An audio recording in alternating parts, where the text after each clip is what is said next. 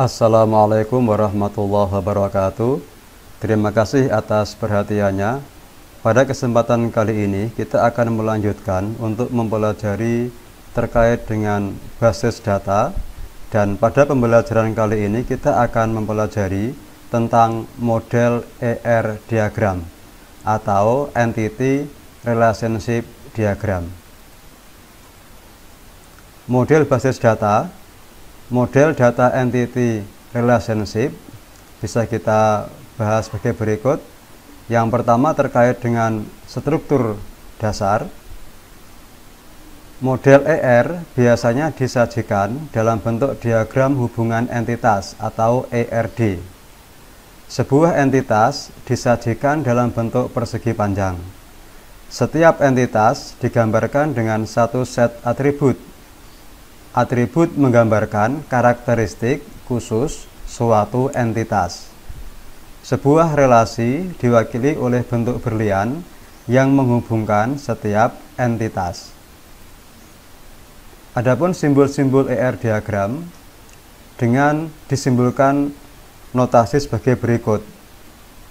Persegi panjang seperti ini adalah simbol dari entity.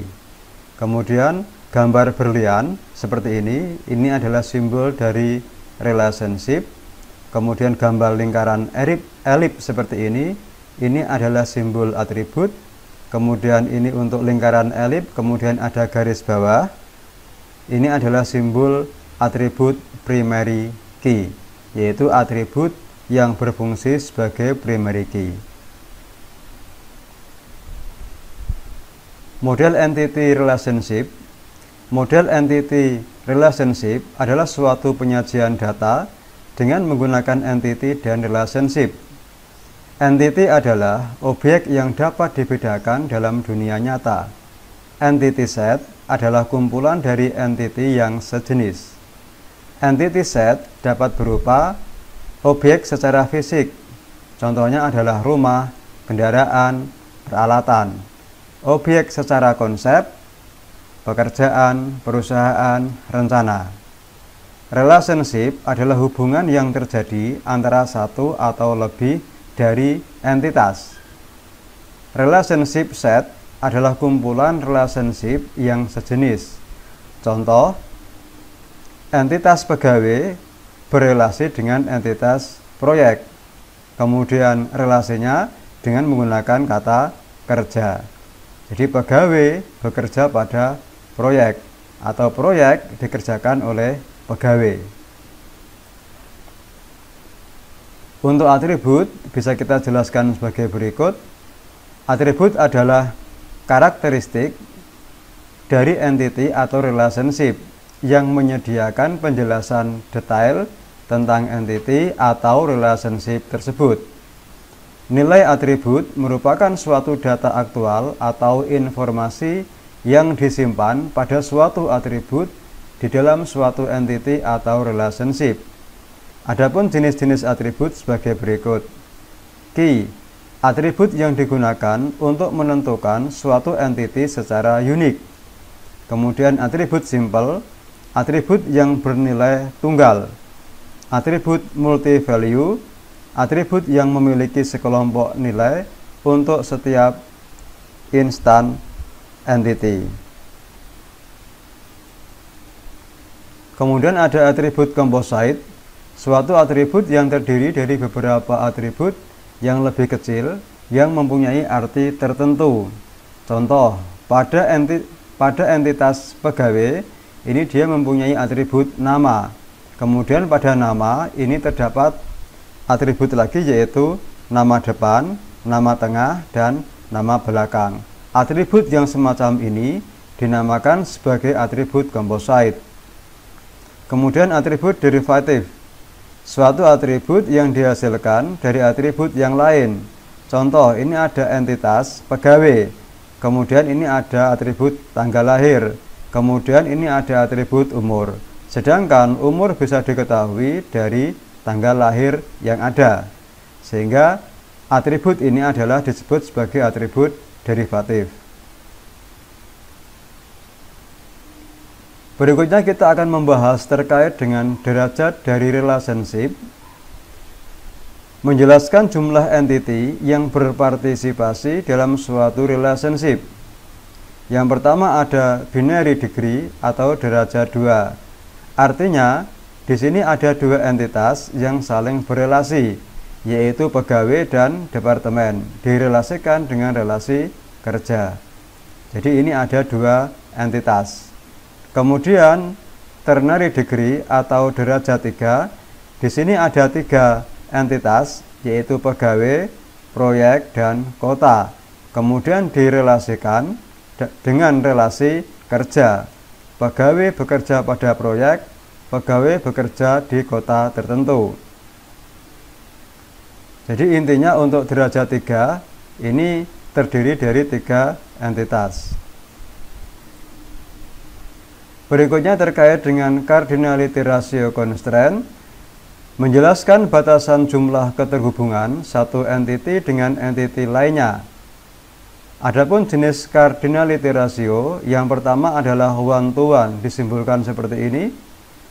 Contohnya seperti ini. Ini ada entitas pegawai, ada entitas kendaraan. Nah, bisa kita baca seperti ini. Di sini ada pegawai 1, pegawai 2, pegawai 3. Kemudian di sini ada kendaraan 1, kendaraan 2, dan kendaraan 3. Maka kita bisa membaca seperti ini. Pegawai 1 memiliki kendaraan 1. Pegawai 2 memiliki kendaraan 3. Pegawai 3 memiliki kendaraan 2. Artinya satu objek di sini dia terkait dengan satu objek di sebelah sini.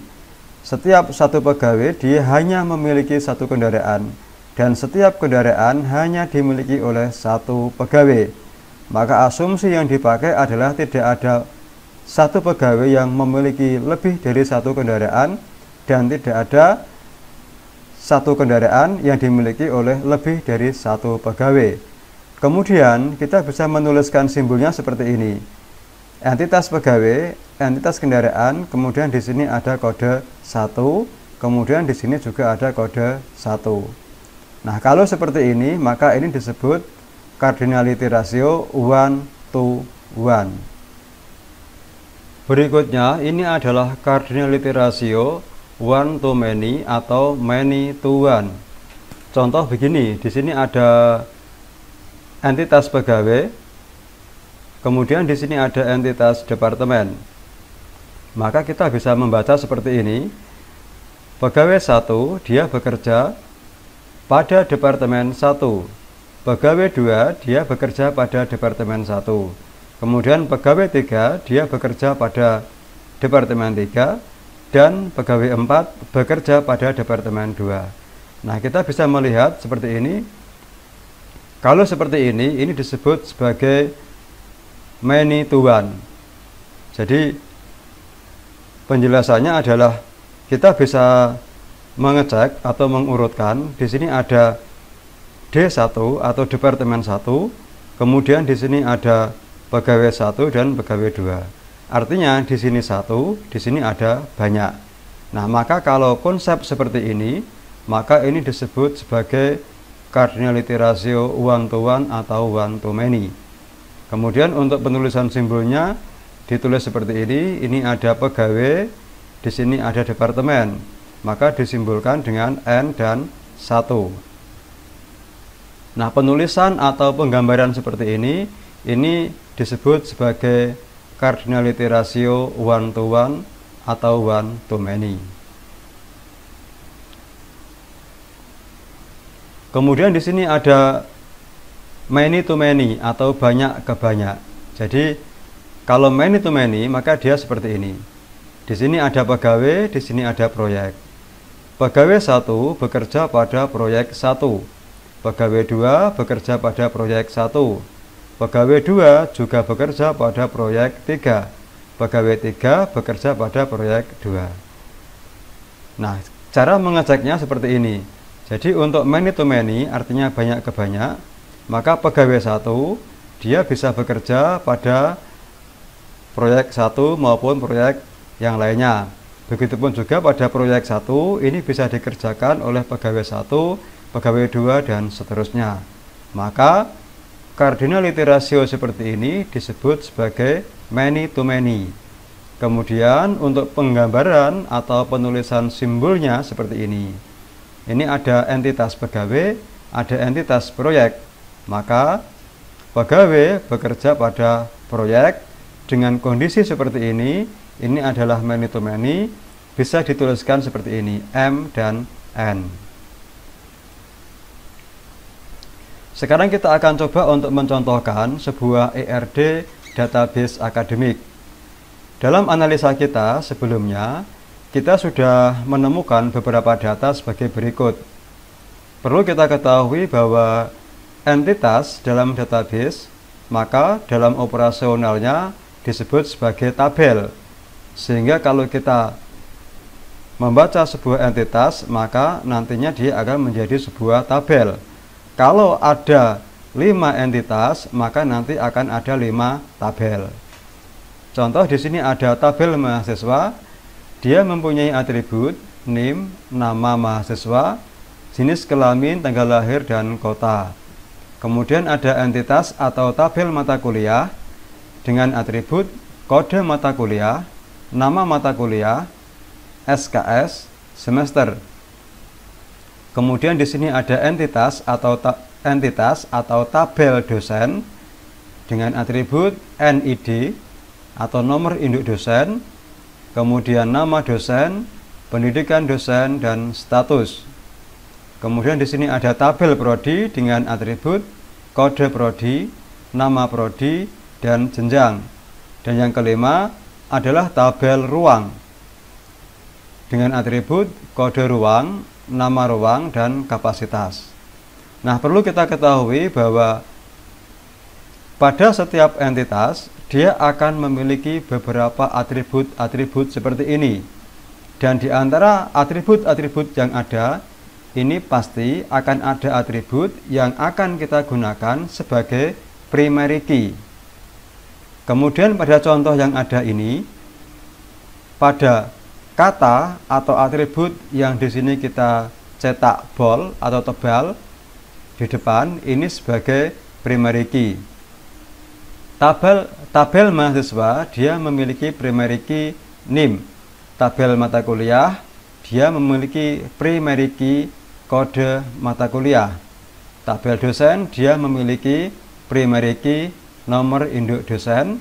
Kemudian tabel prodi dia memiliki primary key kode prodi. Kemudian tabel ruang dia memiliki primary key kode ruang. Nah, sekarang penyusunan untuk membuat sebuah entity relationship diagram database akademik atau untuk membuat ERD database akademik, maka langkah-langkahnya bisa kita buat seperti ini. Yang pertama, kita akan menuliskan entitas masing-masing. Ini ada entitas mahasiswa, kemudian entitas mata kuliah, sama ya. Kemudian ada entitas dosen, kemudian ada entitas prodi, ada entitas ruang, ya, 1, 2, 3, 4, 5. Di sini ada 5 entitas sama dengan data yang kita siapkan. Nah, langkah berikutnya kita akan menuliskan primary key masing-masing dari atribut yang ada. Contoh, mahasiswa dia memiliki primary key yaitu NIM. Sama ya, di sini adalah NIM. Kemudian untuk tabel mata kuliah atau entitas mata kuliah dia memiliki primary key kode mata kuliah. Yang perlu kita ingat seperti tadi kita jelaskan bahwa penulisan primary key adalah disimbolkan dengan lingkaran elip, kemudian ada garis bawah di bawah nama primary key tersebut. Kemudian untuk dosen, dia memiliki primary key NID atau nomor induk dosen. Kemudian untuk prodi, dia memiliki primary key kode prodi. Kemudian untuk ruang, dia memiliki primary key kode ruang. Setelah kita menuliskan primary key pada masing-masing tabel atau entitas yang ada, berikutnya kita akan membuat relasi atau hubungan antar entitas. Contoh yang pertama, di sini ada entitas mata kuliah dengan entitas dosen. relationship-nya atau relasinya adalah pengampu. Kemudian kita tentukan hubungan relationship-nya apa, tipe apa. Maka di sini hubungannya adalah many to one. Ya, many to one. Artinya di sini ada banyak mata kuliah, kemudian di sini ada satu dosen. Ya, artinya satu dosen ini dia bisa mengampu di beberapa mata kuliah. Nah, kemudian tidak lupa untuk menuliskan pada relationship yang ada ini primary key atau atribut primary key dari masing-masing entitas yang direlasikan. Contohnya ini, kode mata kuliah. Kode mata kuliah ini adalah primary key dari entitas mata kuliah. Kemudian NID adalah primary key dari entitas dosen. Sehingga kita tuliskan di sini. Berikutnya kita akan merelasikan antara mahasiswa dengan mata kuliah. Setelah kita membuat relasi dengan bentuk seperti ini, bentuk berlian, kemudian kita menuliskan atribut primary key pada masing-masing entitas yang kita relasikan. Contohnya di sini ada mahasiswa, dia punya NIM. Kita tulis di sini NIM. Kemudian ada mata kuliah, dia mempunyai atribut primary key kode mata kuliah. Kita tuliskan kode mata kuliah. Jadi ini adalah kedua atribut primary key dari kedua entitas yang direlasikan. Kemudian kita menentukan cardinality ratio atau hubungan antar entitas yang ada ini. Untuk entitas mahasiswa dan mata kuliah ini relationship-nya adalah many to many. Artinya di sini ada setiap satu mahasiswa dia bisa mengambil banyak mata kuliah, bisa 6, bisa 7, bisa 8 mata kuliah, dan setiap mata kuliah bisa dipelajari oleh banyak mahasiswa. 1 kelas, 2 kelas, 3 kelas, dan seterusnya. Maka relasi seperti ini disebut sebagai relasi many to many. Dari proses belajar yang ada ini, maka akan melahirkan atribut baru, yaitu atribut nilai. Berikutnya kita akan merelasikan antara prodi dengan dosen. Sama seperti yang sebelumnya, jadi ini kita akan menuliskan masing-masing atribut primary key dari kedua entitas, yaitu prodi dan dosen. Jadi untuk prodi di sini ada kode prodi, kemudian untuk dosen di sini ada kode nomor induk dosen. Kemudian kita tentukan hubungannya apa. Di sini adalah one to one atau 1 ke 1. Maka artinya setiap satu prodi dia akan dikepalai oleh satu dosen, dan setiap dosen dia mengepalai satu prodi.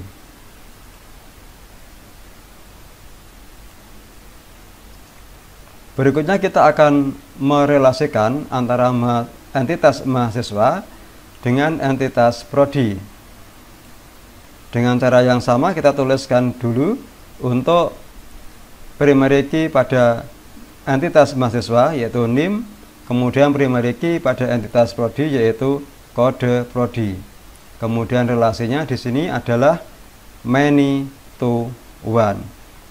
Jadi ini ada banyak mahasiswa dia mengambil di satu prodi, dan setiap satu prodi dia diminati oleh banyak mahasiswa. Jadi asumsi yang kita pakai ini adalah asumsi yang sewajarnya. Jadi setiap mahasiswa dia mengambil satu prodi, walaupun ada beberapa kasus ada seorang mahasiswa yang dia meminati lebih dari satu prodi, dia mengambil 2 prodi umpamanya. Berikutnya ini adalah contoh untuk ternary degree atau derajat 3 dari sebuah relasi. kita akan menghubungkan antara entitas mata kuliah, ruang, kemudian sama dosen. Kita relasikan seperti ini dengan relasi jadwal.